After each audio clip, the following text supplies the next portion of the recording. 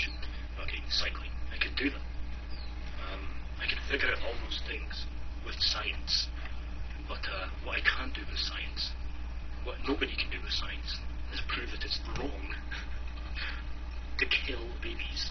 But we can logically make an argument, a very rational argument, that it's, like I said, it would be wrong to drive a nail into the head of a normal, sentient 10-year-old for no reason, to accomplish no end, just to do it for the sake of doing it. We can say that would be wrong, stupid, moronic, inefficient, unproductive, fucktarded, insane, inefficient, dysfunctional, retarded, you know. I mean, what is abortion? Is killing an egg? Is killing a fetus? Killing is another tricky word. I mean, the life word is tricky because what are you talking about? There's two kinds of life. There's trees and there's sentient beings. So calling them all one thing is stupid. Killing is another tricky word. Yeah, ending its what's the right word for it? It's animation as a consuming and reproducing bit of chemical complexity. Yes, ending that. But we could kill a virus. We could kill a microbe. We could wipe out smallpox. We could kill smallpox. Well, that would be a good thing to do, wouldn't it? This is just a blight. It's a parasite. It doesn't produce anything good. And I'm just arguing that if we really examine what we're doing here, we're just another parasite, and we're not doing anything good.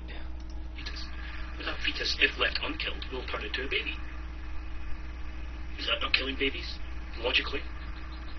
Again, if you're going to argue my philosophy, then you ought to argue its core, which isn't too damn concerned about killing. It's concerned about the welfare, quality of life, not quantity of life. I don't give a fuck about this killing equation as much as I give a fuck about the how you get there. You know, how it lives, how it exists, what happens to it while it's alive. I don't, you know, whether or not how long it lives, it really isn't terribly relevant. And goddamn, this is going to be a pain in the ass to edit. Fuck. What if we wait until the baby grows into an adult and then kill it? Then is it still wrong? Because it's not a baby anymore. It's an adult now. Is it not wrong to kill adult? Yeah, well, it's not wrong to kill. Like I said, if you go back in time and you could kill Adolf Hitler when he's 10, it's probably going to be a good idea to do it. Even if you had to do it in some horrible manner, it would probably work out for the human race in the end. Can't say for sure, but the odds are it would.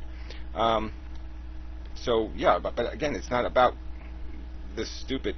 And there's also the social contract. So, I mean, we can't talk about what is an absolute right and wrong thing to do when we have to concede that there's some rules that are imposed by the social contract where we aren't allowed to act because we've made an agreement with each other that even if we think each other's an asshole, we're not allowed to kill each other.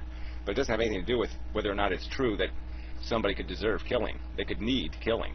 It just means that, well, if we let everybody decide who needs killing, then we know what happens. A bunch of people will start hanging from trees, and it's no good. Well, it's wrong to kill. Why is it wrong to kill? Because it will cause something to suffer. What if the baby is suffering? I saw this terrible, terrible woman. It's just a terrible human being on TV where... Yeah, why don't you laugh about it? I mean, it's just kind of funny that you laugh.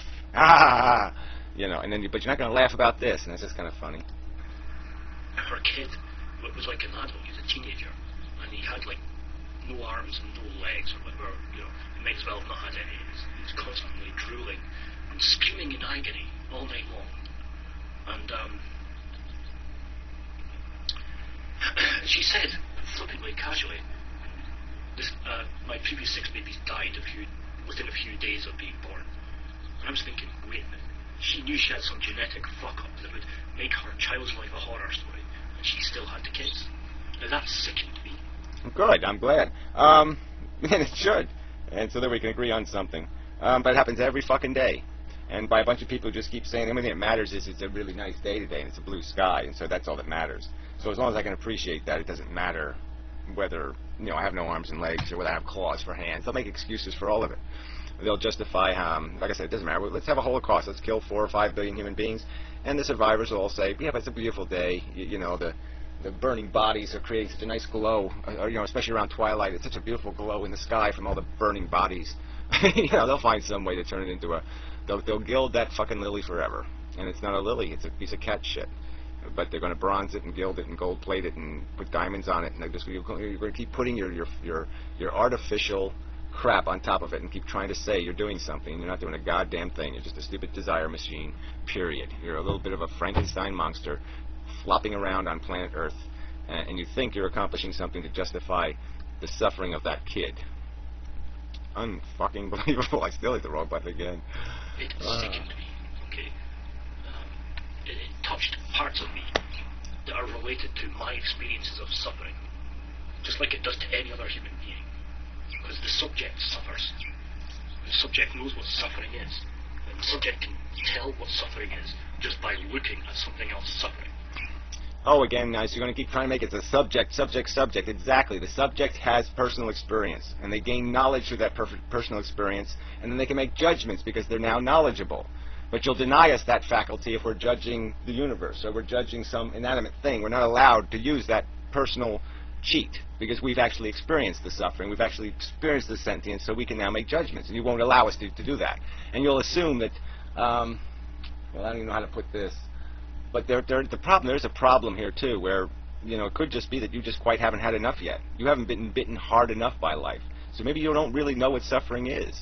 I mean, I've made the argument before that I didn't really know it for sure. I mean, I didn't know it as hard as I know it now until I was about 30 years old, and I had some stuff happen. I said, "Oh shit, this is a whole new level." I didn't realize pain could go where pain was going, and it was enlightening, and it certainly did change my perception because I realized there was this possibility that was twice as big as I thought the possibility was.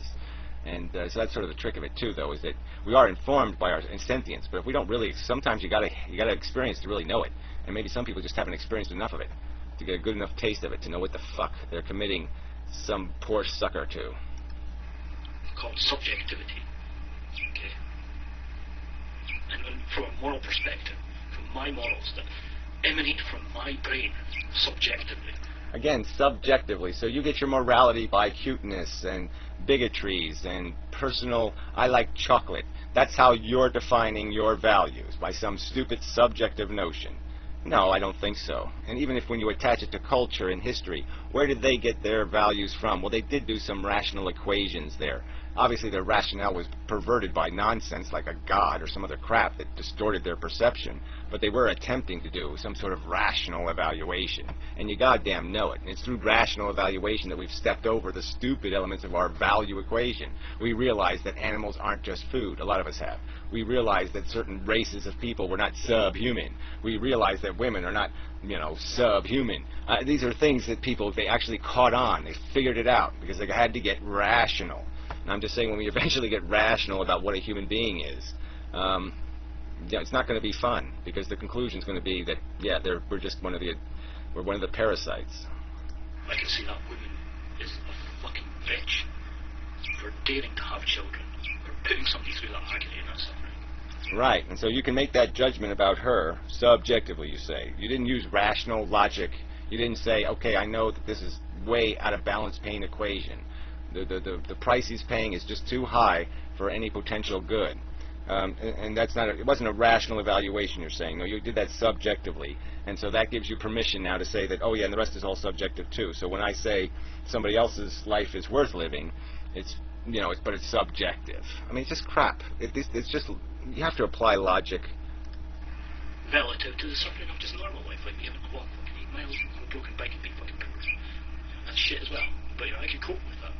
I choose to cope with it. Yeah, this word choose is interesting. Like a salmon chooses to swim upstream and live, spawn, and die. It's not choosing. It's being obedient to his nature, being obedient to the compulsions that are running through his bloodstream. So let's admit that we don't make... The choice is not a purely objective, sensible, rational choice. No, it's a choice completely lost in emotions and desires and drives and perceptions of incompleteness or unfinishedness or desperation or all kinds of bullshit. But it has nothing to do with a rational choice. It's not a free choice. We are bound to by our biology, by our psychology. Okay, I choose to exist. No fucker on the internet can tell me that I do not have the right to exist, or no, I should be destroyed because I... Well, sure, they have a right to say it. They don't have a right to do it, but they certainly have a right to say it. They have a right to say your existence is futile and stupid. Of course they do. Just like you had a right to say the woman who would have a kid with no arms and legs who's drooling on himself in constant pain had no right to do that, had no right to impose that life.